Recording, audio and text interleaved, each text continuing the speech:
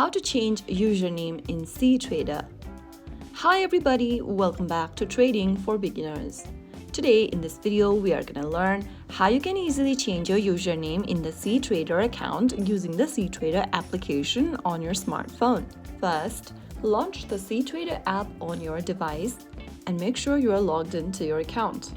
After you're logged in, from your home section, from your home page, go ahead and tap on the cTrader profile icon or logo at the top left.